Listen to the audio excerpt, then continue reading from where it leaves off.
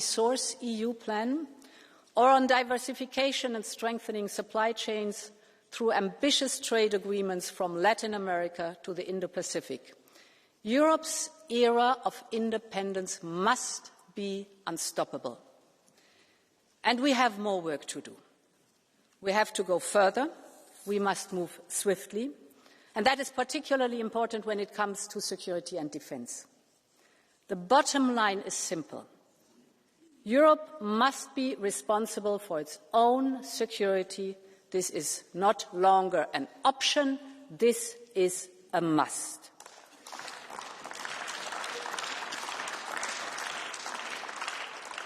And we know the threats that we face, and we will confront them. This means we need to be ready. We have to develop and deploy new capabilities so that we can fight a modern hybrid war. Here again, we are moving mountains. After decades of underinvestment, we are turning a corner. We're transforming our defence industrial base into one that can deliver cutting-edge technologies and fast mass production in the cauldron of war. This year, we have done more for defence than in the last decades. Over the last 10 years, we invested 8 billion euros in the defence fund. This year, we enabled up to 800 billion euros of investment till 2030.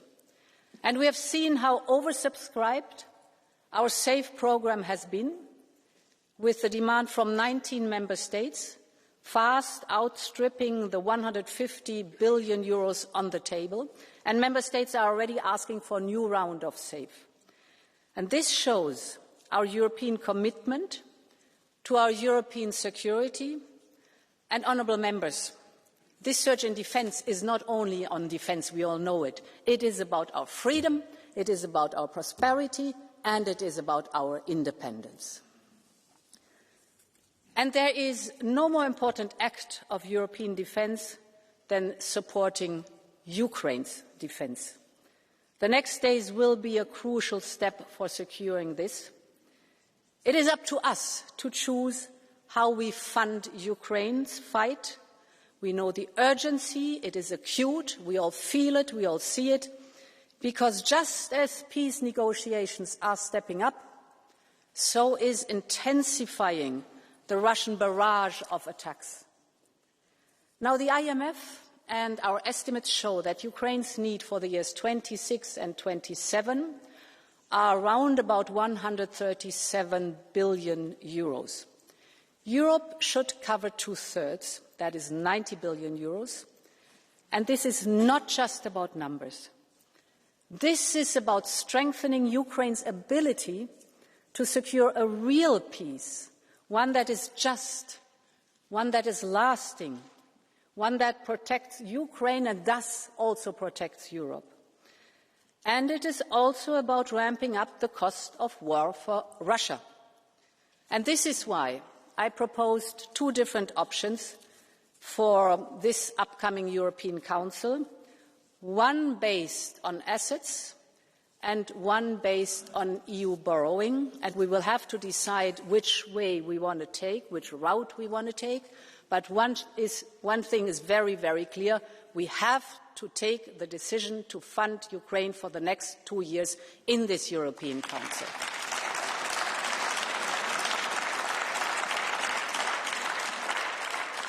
And we have already done one very important step. Last week we agreed on the sustained immobilization of Russian assets.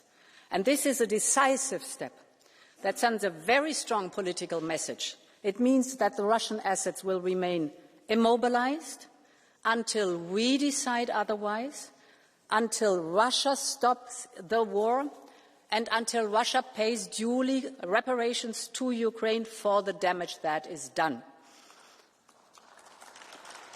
And with the assets immobilized indefinitely, this is also about strengthening Ukraine's ability to secure a real peace, one that is just, one that is lasting, and one that protects Ukraine and Europe. Honourable members, we also have to agree this week on the topics that have been mentioned by Minister Bjerre. I want to focus on the topics I have mentioned here. We will speak a lot in this debate about the need of European independence, how we achieve it. And this European Council and the decision on Ukraine is a central part of this. But we must always remember why independence is so important in today's world. It is important because independence is ultimately about our freedom.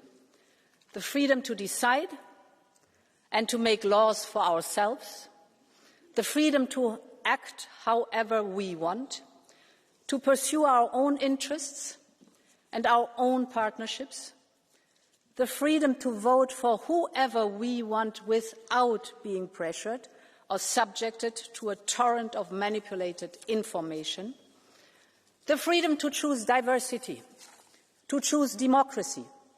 But above all, it is about the freedom to live the way we want, and that is the European way of life.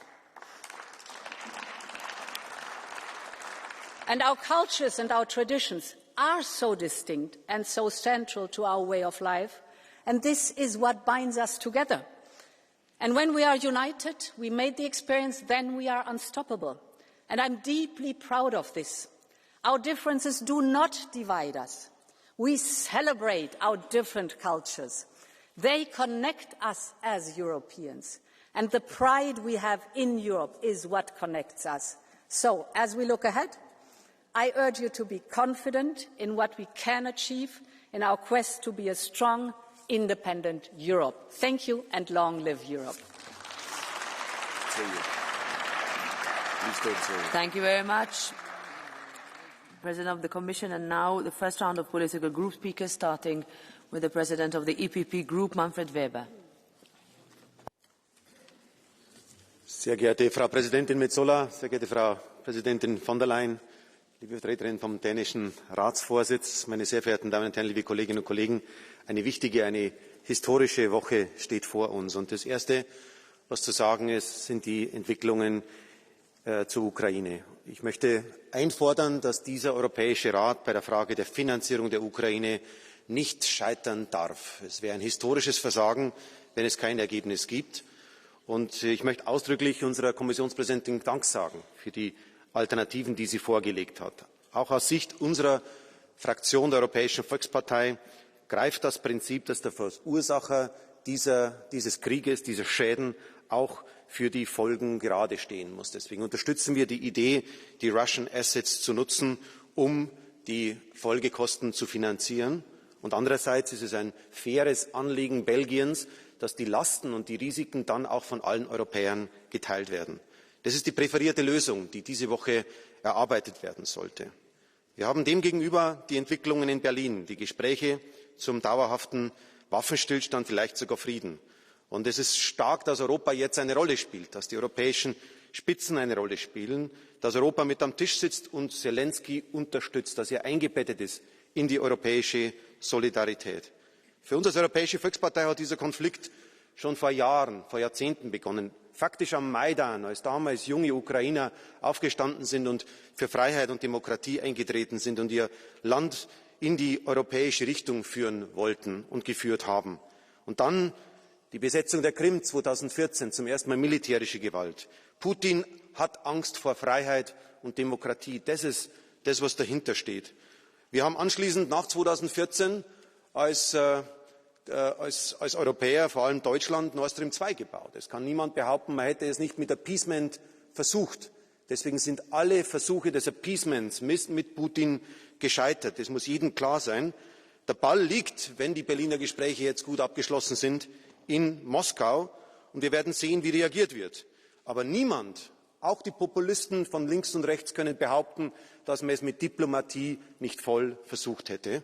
Am Ende zählt, wir werden Putin nur besiegen, wenn wir zusammenstehen und die Ukraine unterstützen. Das zweite große Thema dieser Woche ist Mercosur, das ich noch einmal unterstreichen will. Wir sind ein Exportkontinent, wir leben vom Handel.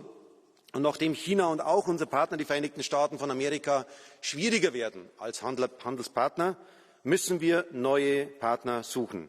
Wenn jetzt 700 Millionen Menschen mit Mercosur zusammengebunden werden, der größte Freihandelsraum der Welt entsteht, ist es für uns eine Riesenchance. Es ist geradezu ein Anti-Trump-Abkommen, wenn wir diesen Vertrag jetzt abschließen.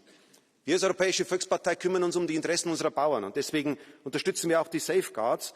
Aber ich möchte ausdrücklich sagen, es sollte nicht die Sorge vor Marktentwicklungen dominieren, sondern es sollten in allen Segmenten die Chancen dominieren. Wir haben den BDI, wir haben Confindustria, die sich klar dafür aussprechen, jetzt diesen Schritt zu gehen. Deswegen Safeguards, Schutz und fairen Wettbewerb, aber gleichzeitig Ja zu Mercosur. Es werden historische Entscheidungen sein. Es steht bei dieser Frage viel auf dem Spiel. Liebe Kolleginnen und Kollegen, wir befinden uns in einer politischen Zeit jetzt am Ende des Jahres, in dem unsere Bürgerinnen und Bürger mit sehr viel Unsicherheit über den Jahreswechsel gehen. Mit Krieg in Europa, mit der Wohlstandsfrage, Demografie, viele große Fragen, die anstehen. Und deswegen finde ich, ist es wichtig, politisch am Ende zu unterstreichen, es geht voran. Es wird auch geliefert. Wir reden viel zu wenig über die Erfolge. Wir haben bei der Frage der Entbürokratisierung gemeinsam mit der dänischen Ratspräsidentschaft Omnibus beispielsweise große Fortschritte erzielt. Ich möchte dafür herzlich danken. Wir werden bei Deforestation liefern. Wir haben gestern die Vorschläge zum Automotive Package bekommen. Der MFF liegt vor, der ein Wohlstandsversprechen ist, weil wir Gelder ausgeben für die Zukunft unseres Wohlstands. Und ich möchte ausdrücklich noch einmal bitten darum, bei der Finanzierungsfrage Europas nicht nur Nettozahler, Bruttozahler zu diskutieren, sondern den European Added Value zu diskutieren, weil das muss im Mittelpunkt stehen, wo Europa mehr leisten kann. Wir haben bei Migration die Zahlen deutlich reduziert. Wir haben beim Klimaschutz jetzt das 2040-Ziel gemeinsam vereinbart. Wir haben bei Sozial jetzt das Housing-Paket auf den Weg gebracht, das Europa stärken wird und bei Defence wirklich historische Entscheidungen gefällt. Und wenn wir das zusammennehmen, können wir den Bürgern auch vergewissern, Europa liefert, Europa kommt voran, wir wollen Lösungen erreichen. Und im Blick auf 2026 zum Schluss, liebe Kolleginnen und Kollegen, ist für uns als Europäische Volkspartei sind zwei Pfeiler wichtig. Die Wohlstandsfrage wird zentral bleiben. Und da ist Entbürokratisierung wichtig und richtig, aber sie schafft noch keine Märkte, sie schafft noch keine Business Case. Deswegen müssen wir in unseren Binnenmarkt glauben. Wir müssen in den Binnenmarkt investieren, die Binnenmarktregulatorik noch mehr stärken und auch an den Handel glauben. Und das Zweite, liebe Kolleginnen und Kollegen, was zu tun ist, Europa hat Erfolg in vielen Bereichen, aber die Gespräche, die wir auch mit der Ukraine führen, zeigen, dass die europäische Architektur heute nicht fit for the purpose ist, dass wir nicht bereit sind, die eigentlichen Antworten zu geben. Ich habe es in der Diskussion letzte Woche schon gesagt, das G3, das Treffen von Macron, Merz und Starmer ist gut und ist hilfreich und hilft hoffentlich zum Frieden. Aber dieses Treffen von den großen drei ist nicht Europa. Es ist nicht Europa. Deswegen brauchen wir Strukturen, die diese Europäische Union wirklich langfristig am Verhandlungstisch repräsentieren. Und diesen großen Fragen der Architektur müssen wir uns 26 zuwenden. Frohe Ostern. Frohe Weihnachten. Thank you. Same to you. For the S&D Group, its chair, Iracha García Pérez. Señora presidenta, la nueva estrategia de seguridad nacional de Donald Trump no es un malentendido ni una ocurrencia, es una declaración de hostilidad contra la Unión.